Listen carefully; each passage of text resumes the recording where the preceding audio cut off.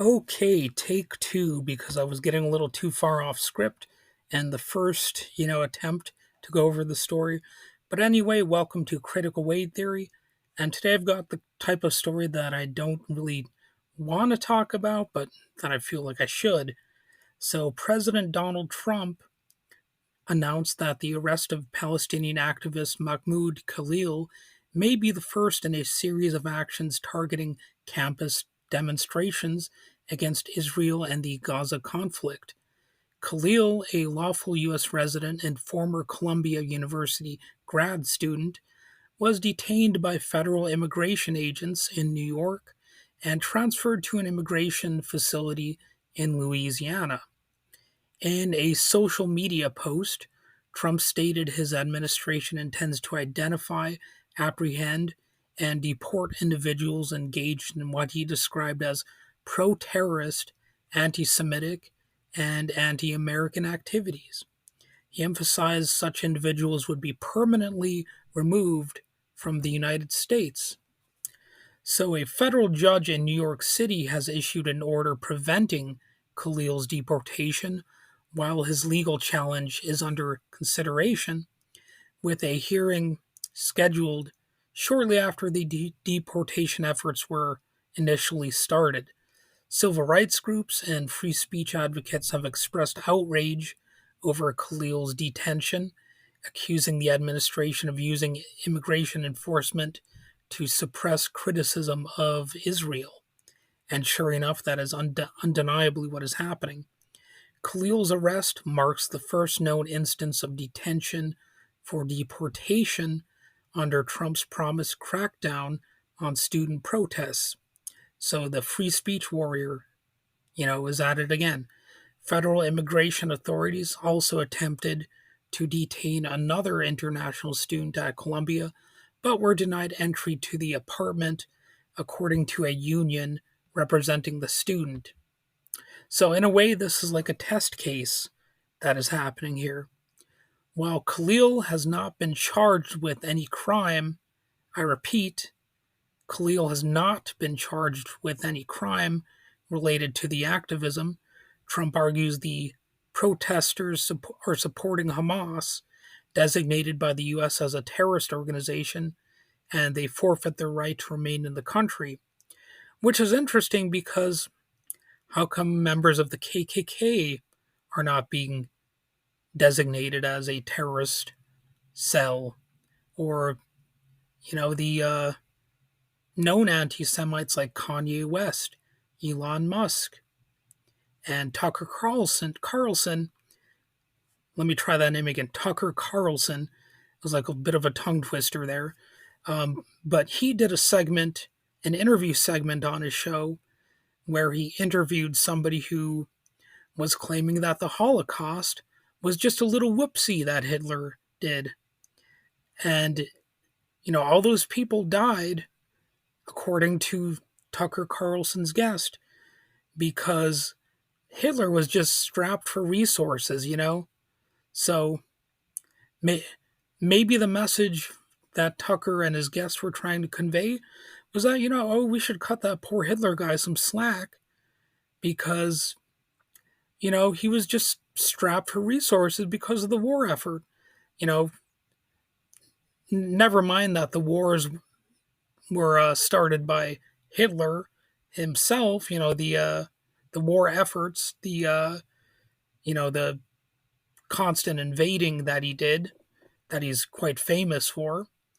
But we have to instead just say, "Ooh, it was a whoopsie. It wasn't intentional." So yeah, Tucker Carlson is an evil anti-Semite. David Duke, of course, is another person that, if we really were going after anti-Semites, well, we would have him near the top of the list to be deported. And remember that Donald Trump actually had a Thanksgiving week dinner with uh, Kanye West and Nick Fuentes, who are, you know, pretty famous these days for their anti Semitic comments. That's one of the main things that those two are known for.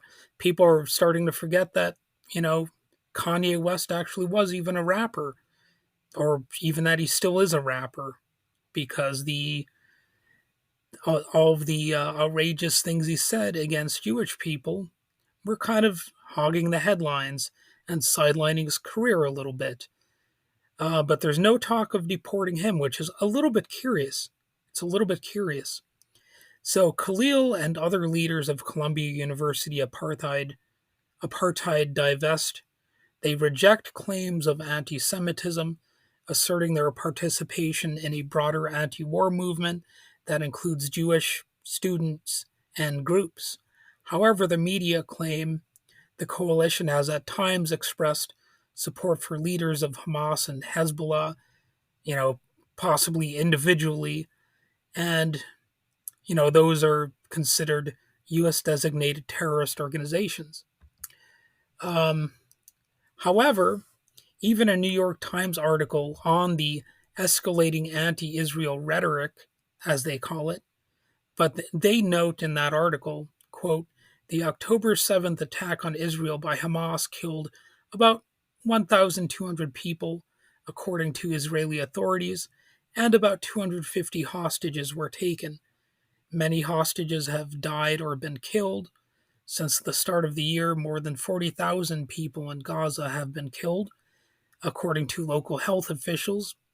The majority of the people were civilians, and hundreds of thousands more have faced starvation.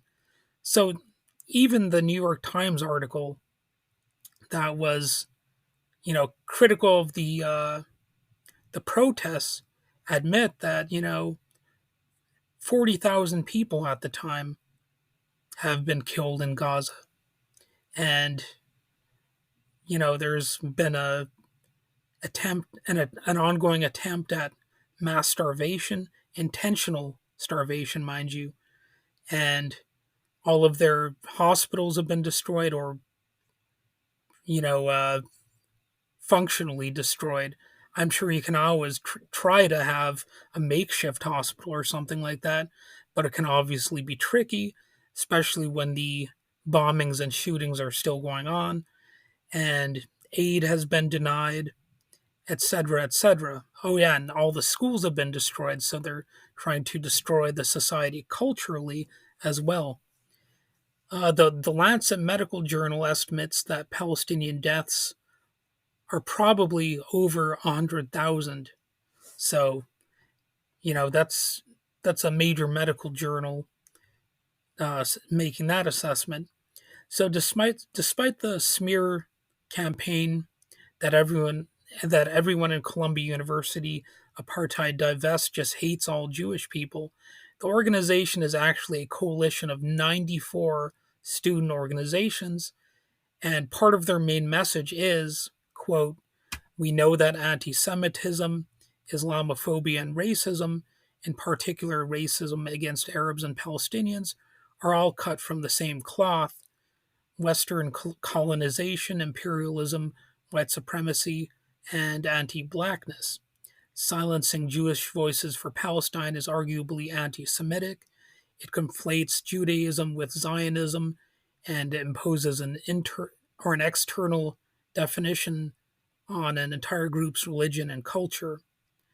The university ignores, misreports, and twists the reality of the brutality unfolding in Gaza while erasing Jewish voices from the Palestinian liberation movement. So that's their statement, even though I kind of messed up a word or two. But anyway, they also note that Netanyahu continues to violate international law by indiscriminately bombing civilians and cutting off their access to food, water, medicine, and fuel. So that's something, of course, the Israeli government exists to do these days, and they admit it. That's like one of the main things that they're interested in doing, the genocidal policies. I mean, that's where they're at. I mean, what can be said about that? They're admitting all of this stuff. They're admitting that it's a high priority, and it's definitely soaking up a lot of headlines. So, also, of course, there's a seemingly endless list of genocidal quotes from these anti Palestinian figures who are spearheading these campaigns.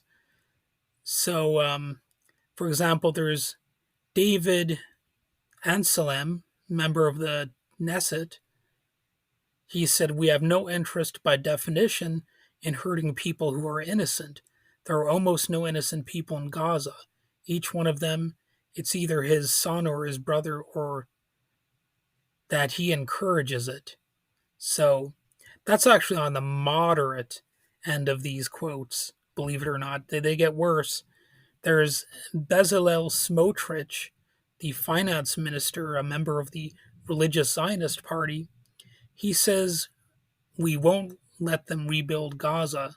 Nothing moves, and what moves dies. That's all," and is attacked and annihilated.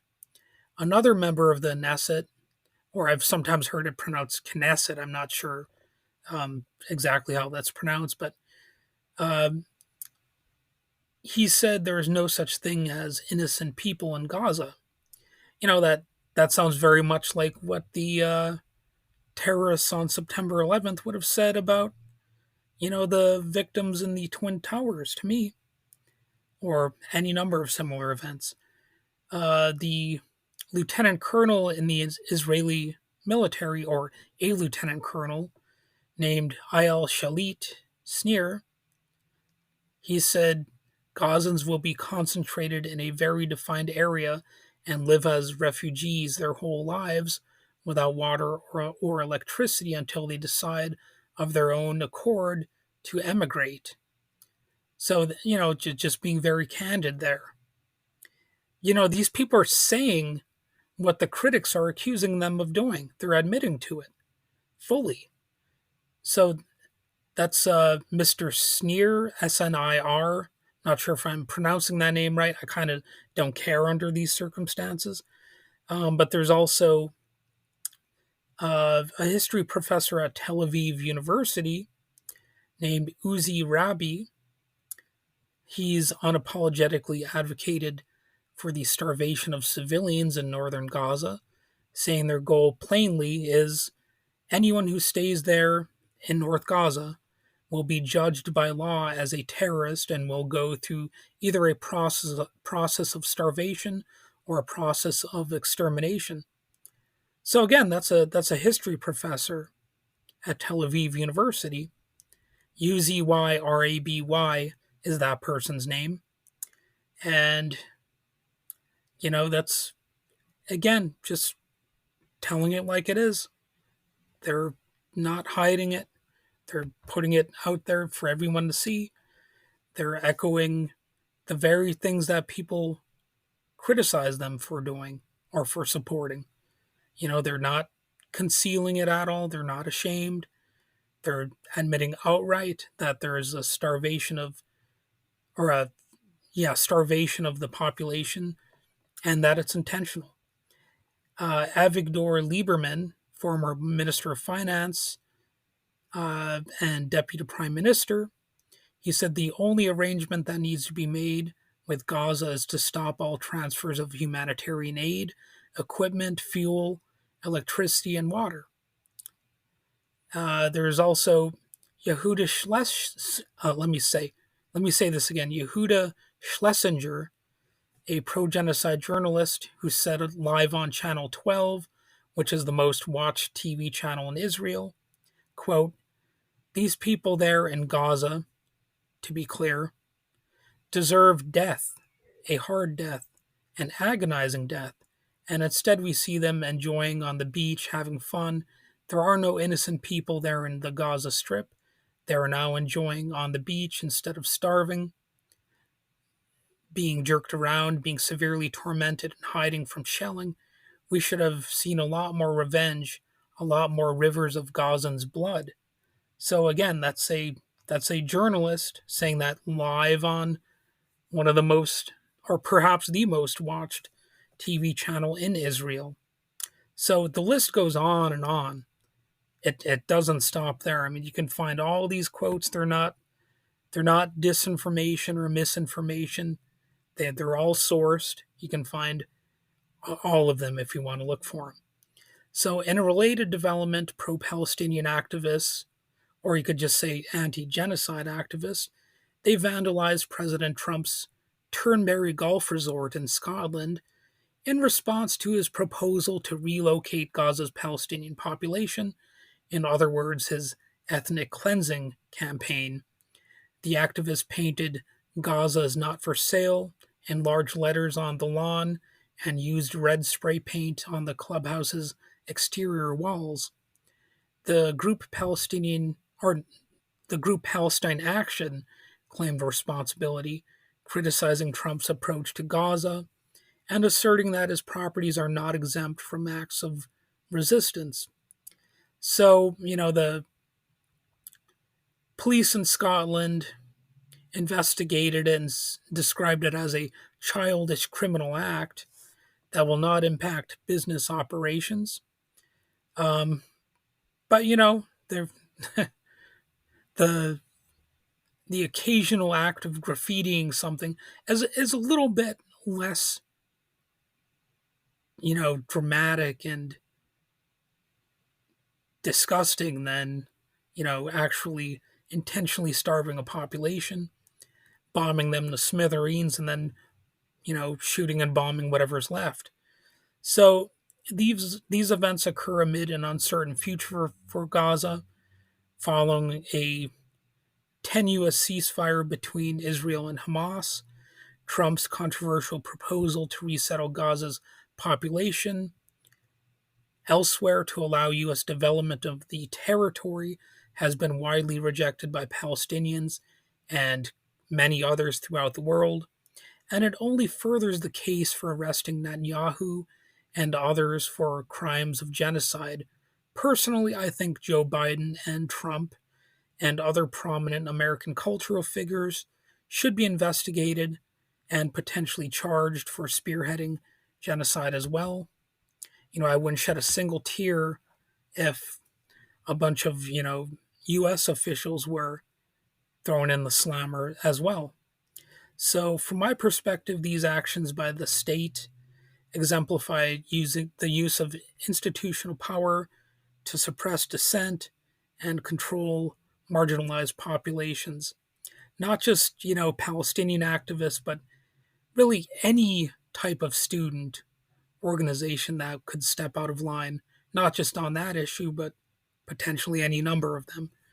The targeting of activists like Khalil and the proposed displacement of Gaza's residents can be seen as efforts to maintain existing power structures and suppress resistance, and to make sure that nobody even knows about these issues. So I advocate for the dismantling of such hierarchical systems in favor of decentralized community-based governance that respects individual autonomy and collective decision making and basic human rights. So, in contrast, what these people want is a system where the oligarchs and the rich and the well connected have all the power, all of the say, and if you don't like it, well, we all know what could happen. The the use of a prison cell may be available for you, or a nice bullet, or maybe the baton, pepper spray. You might, as we saw during the George Floyd protest, there was somebody there who had a cop run over his head. I watched that footage, and that was just considered normal at the time, and of course, authoritarian violence has been normalized throughout, humankind, whether it's, you know, the famous examples of Nazi Germany or Soviet Russia or any number of other places, of course. People forget about the British Empire. But these types of tactics, they've happened throughout human history. So this is really nothing new. That doesn't mean it's not freakish, but it's something that people have fortunately been able to overcome in the past, and it looks like they're going to have to do so again. So the use of immigration detention and enforcement to silence political activism raises concerns about civil liberties and the inherent potential for state overreach. Khalil's detention, again without criminal charges even, is related to his activism, and it highlights the precarious position of non citizen activists and the broader implications for freedom of speech and assembly. Although, of course, he was legally here, there was no, he's an illegal immigrant or anything like that about the situation. So I would argue that true justice and equality can only be achieved by challenging and ultimately scrapping coercive violent institutions that perpetuate oppression and inequality and remove people power from people's organizations. That's one of the crazy things about this is all of these efforts are ostensibly happening in the name of public safety and these public resources, like a government department is supposed to be like a public resource, but often that's not how it's used. So the recent arrest of Khalil and the vandalism of Trump's Turnberry resort, they show the escalating tensions surrounding U.S. policies on Israel and Gaza. They highlight the necessity of resisting oppressive systems and advocating for a society that's based instead on mutual aid, voluntary cooperation, and the ultimate abolition of violent hierarchical nonsense. So, all right, that's it for this particular episode, and I'll let you know possibly how the situation unfolds.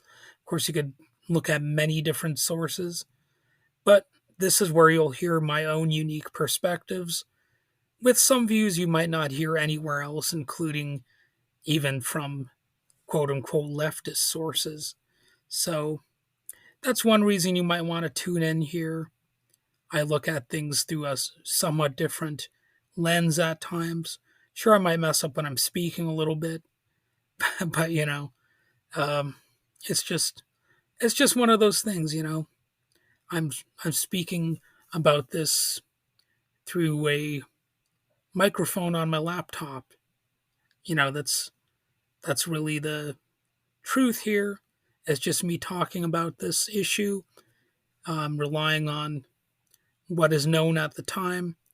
I can't say I necessarily have special knowledge that other people couldn't find, but sometimes I might. Sometimes I might.